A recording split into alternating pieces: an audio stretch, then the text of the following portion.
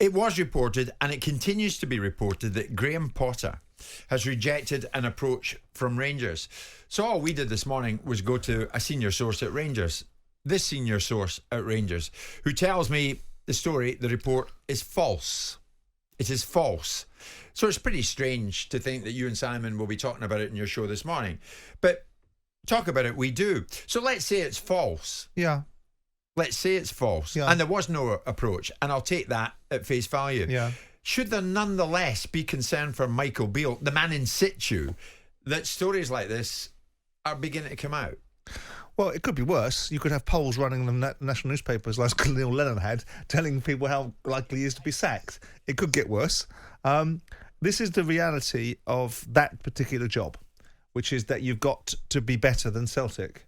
And if you're not, then you're going to come under this sort of fire because the expectation level is established and specific to these two football clubs, and the questions will abound. If you're losing games to Celtic, you're getting smashed in the Champions League, and you're not seeming to advance. You've got a year in.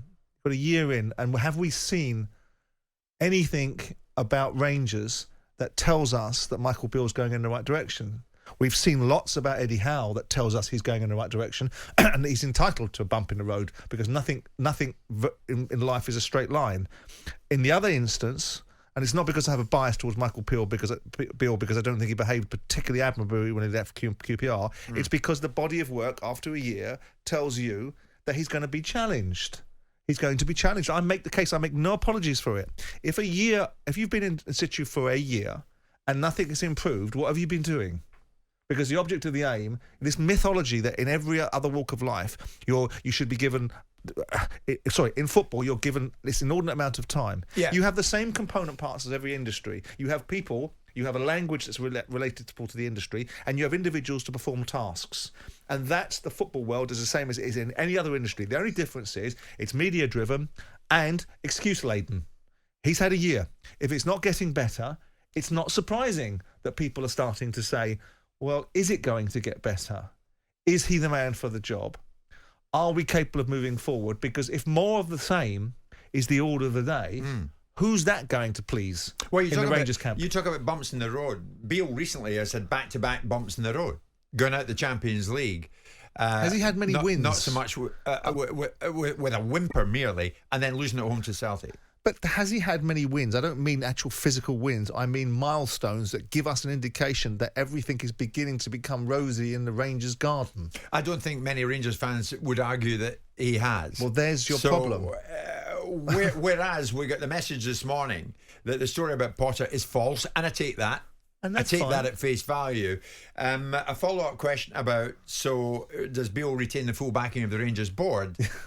That's maybe another question. Okay. Do you think at this particular time he's the topic of a conversation amongst directors that we'll just need to watch? We'll just need to watch and wait. I would think people are beginning to think this isn't going the right way.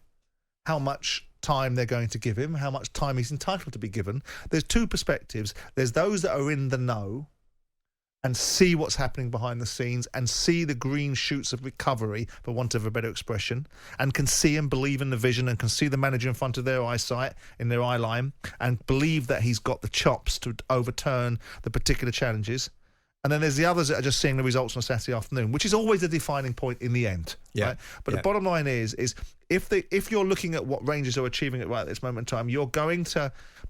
Depends what your criteria for appointing Michael Beale was. If you told Michael Beale, you're going to be given 36 months to rebuild this football club, root and branch, we need some changes, we need a look and feel about ourselves, and we're going to accept that we might take one step back to two steps forward. If that was the conversation that you had as the incumbent owners of Rangers telling the new manager, then you've got nothing to say right now.